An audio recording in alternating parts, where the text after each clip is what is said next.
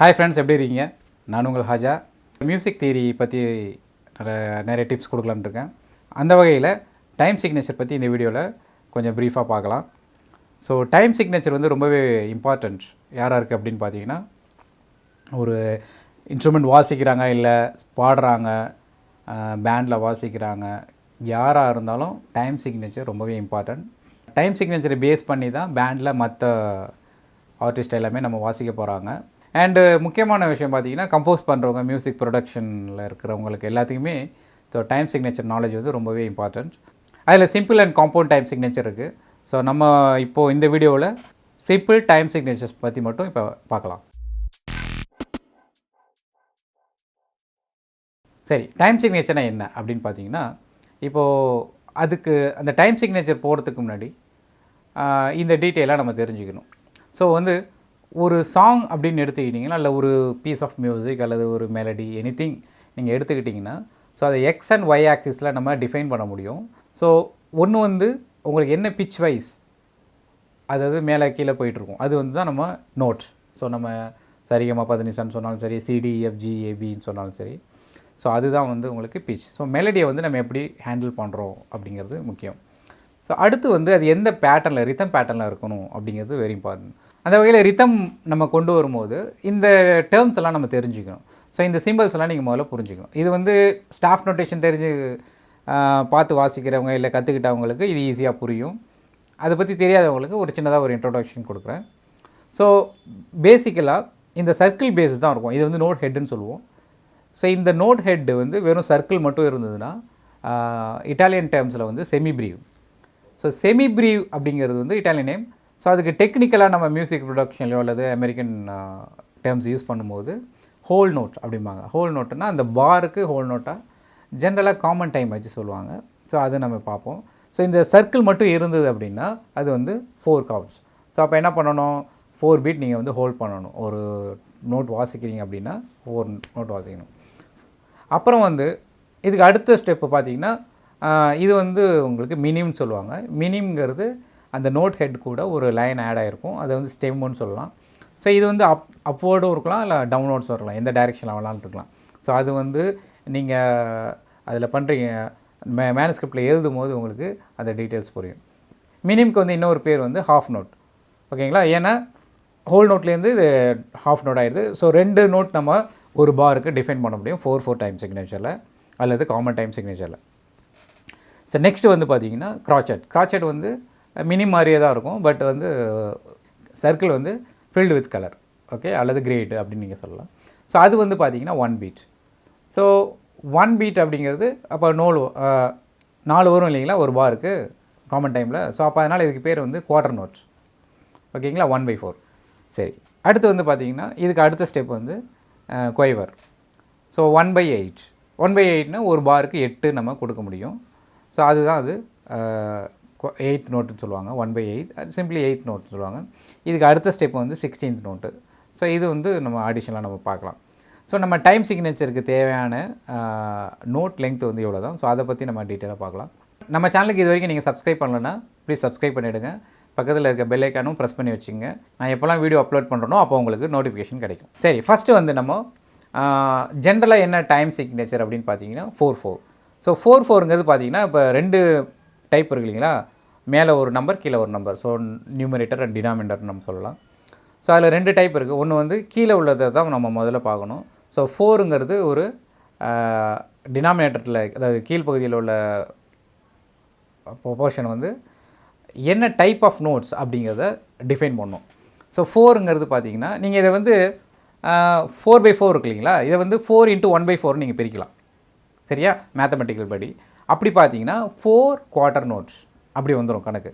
அப்போது நீங்கள் அப்படியே சிம்பிளாக சொல்லிடலாம். அப்போது 4 குவார்ட்டர் நோட்ஸ் பெர் பார். ஒரு பாருங்கிறது அந்த ஸ்டாஃப் நோட்டேஷனில் பிரிச்சிருப்பாங்க. அதுதான் நம்ம ஒரு இதுக்கு ஒரு சைக்கிள்னு சொல்லலாம். ஓகேங்களா? ஃபார் எக்ஸாம்பிள் 4/4னா இப்போ என்ன அர்த்தம், 1 2 3 4 1 2 3 4 1 2 3 4 1 2 3 4. ஸோ இப்படி வரும். இந்த சைக்கிள் வந்துட்டு இல்லையா, அந்த ஒரு சைக்கிள் 4 அப்படிங்கிற சைக்கிள் தான் நமக்கு ஒரு பார் அல்லது மெஷர்னு சொல்லலாம். இந்த 4/4 வந்து அப்போ 4 கிராச்சட்ஸ் பெர் பார். ஸோ அப்போ கீழே உள்ள அந்த 2 நோட் இருக்கு இல்லைங்களா, அது வந்து காமனாக வர்றது வந்து 4ங்கிறது நம்ம கிராச்செட்டை குறிக்கும். அப்புறம் வந்து 2 வரும். 2னா மினிம். ஸோ மினிம்னா ஹாஃப் நோட்ஸ். ஸோ அப்போ வந்து எவ்வளோ ஹாஃப் நோட் வரணும், அப்போ மேலே உள்ள போர்ஷன் வந்து கீழே உள்ள அந்த டைப் ஆஃப் நோட்ஸ் இருக்கு இல்லைங்களா, அது எவ்வளோ ஒரு பாருக்கு வரணும், சைக்கிளுக்கு வரணும் அப்படிங்கிறத டிஃபைன் பண்ணுறது தான் அப்பர் போர்ஷன். அடுத்து வந்து இன்னொரு டைப் இருக்குது, அது வந்து 8. ஸோ 6, 8 அந்த மாதிரிலாம் வரும். ஸோ அது வந்து பார்த்திங்கன்னா 8th நோட். ஸோ அப்போ எல்லாமே கொய்வர்ஸாக வரும். அப்போ 6, 8னா 6 கொய்வர்ஸ் பெர் பார் அப்படின்னு நீங்கள் சொல்லலாம். 4 இப்போ வந்து இதில் உள்ள டைப்ஸ் பற்றி நம்ம பார்க்கலாம். ஸோ ஃபஸ்ட்டு வந்து 4/4 ஜென்ரலாக இருக்கிறது வந்து 4/4. ஸோ அதனாலேயே காமனாக நம்ம யூஸ் பண்ணுறோம் இல்லைங்களா, அதனாலே இதை வந்து சீனு நம்ம மென்ஷன் பண்ணுவாங்க, காமன் டைம். ஸோ இந்த சீன் போட்டாலே அது 4/4ன்னு அர்த்தம், காமன் டைம், அல்லது 4/4ன்னு மென்ஷன் பண்ணுவாங்க. ஸோ எனி சாங் நீங்கள் மேனுஸ்கிரிப்டில் ஸ்டார்ட் பண்ணிங்கன்னா இதை வச்சு தான் ஸ்டார்ட் பண்ணணும். இல்லை நீங்கள் டிஜிட்டல் ஆடியோ ஒர்க் ஸ்டேஷனில் ஏதாவது கம்போஸ் பண்ண ஆரம்பிக்கிறீங்கன்னா நீங்கள் டைம் சிக்னேச்சர் முதல்ல ஃபிக்ஸ் பண்ணிக்கணும். ஓகேங்களா? ஸோ அதை பேஸ் பண்ணி தான் உங்களுடைய கம்போசிங்லாம் ரொம்ப டீட்டெயிலாக நீங்கள் அந்த nuances-லாம் ஃபிக்ஸ் பண்ண முடியும். அடுத்து வந்து பார்த்தீங்கன்னா இதில் வந்து 4/4ல் வந்து 3/4. 3/4ங்கிறது 1 2 3 1 2 3 1 2 3 அப்படி போயிட்டுருக்கும். ஸோ இதுக்கு எக்ஸாம்பிள் நம்ம என்ன சொல்லலாம் அப்படின்னு பார்த்தீங்கன்னா, ஸோ இப்போது நம்ம இளையராஜா சார் சாங்ஸ்லாம் நிறையா இருக்குது.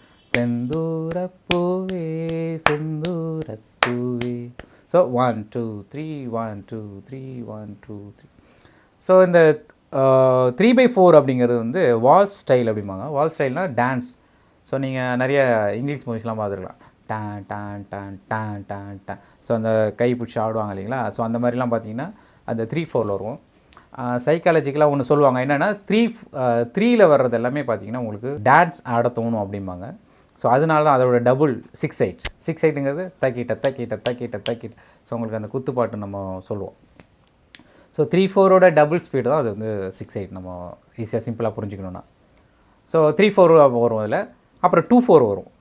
2/4ங்கிறது சம் வேரியேஷனில் வரும். ஓகேங்களா? குவார்ட்டர் பீட்ஸ் டைப்பில் நீங்கள் என்னென்ன பார்க்கலாம், 4/4 3/4 2/4.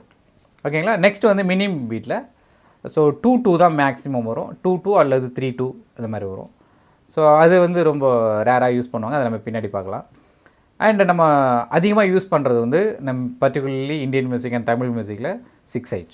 ஸோ 6/8 அப்படிங்கிறது இப்போ 8 கீழே இருக்கிறதுனால அது என்ன சொல்லுவோம் நம்ம, கொய்வர் அல்லது 8th நோட். ஸோ 6 × 1/8 அப்படின்னு சொல்லிடலாம்.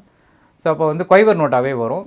ஸோ இதுவும் பார்த்தீங்கன்னா உங்களுக்கு ஸ்பீடாக போகும் பீட்டெல்லாம். ஓகேங்களா? நீங்கள் உங்களுக்கு பார்த்துருப்பீங்க டக்கடா டக்கடா டக்கடா டக்கடா. ஸோ அந்த மாதிரி தக்கிட்ட தக்கிட்ட தக்கிட்ட தக்கிட்ட 3 3 அந்த மூமெண்ட் இருக்கும்.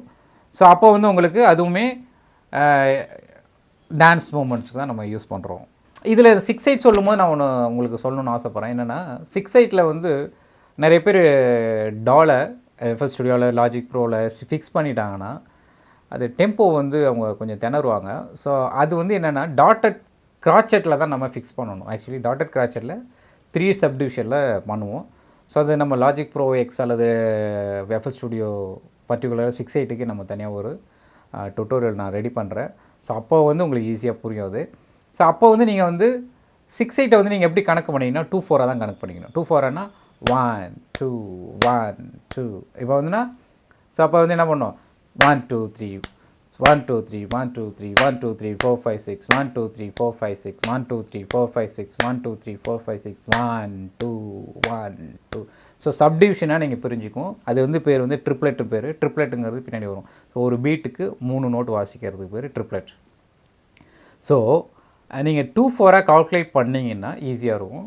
ஸோ அதை வந்து நீங்கள் லாஜிக் ப்ரோலாம் பார்த்தீங்கன்னா சப்டிவிஷன் இருக்கும். அதை வந்து 12 மாற்றிடுங்க. 12 மாற்றிட்டிங்கன்னா உங்களுக்கு 4 சப்டிவிஷனுக்கு பதிலாக 3 சப்டிவிஷன் வந்து டாலை வந்து பிரியும். சரிங்களா? ஸோ இதெல்லாம் தான் உங்களுக்கு பேசிக், ரொம்ப டீட்டெயிலான விஷயம் இதெல்லாம். ஸோ நம்ம மியூசிக் தியரி டிப்ஸில் இன்னும் சில நிறைய விஷயங்கள்லாம் நம்ம பார்க்கலாம். இந்த வீடியோ உங்களுக்கு பிடிச்சிருந்தால் லைக் பண்ணுங்கள், ஷேர் பண்ணுங்கள், உங்களுடைய டவுட்ஸ் அண்ட் சஜஷன் கமெண்ட்டில் கொடுங்க. மீண்டும் அடுத்த வீடியோவில் சந்திக்கலாம். நன்றி, வணக்கம்.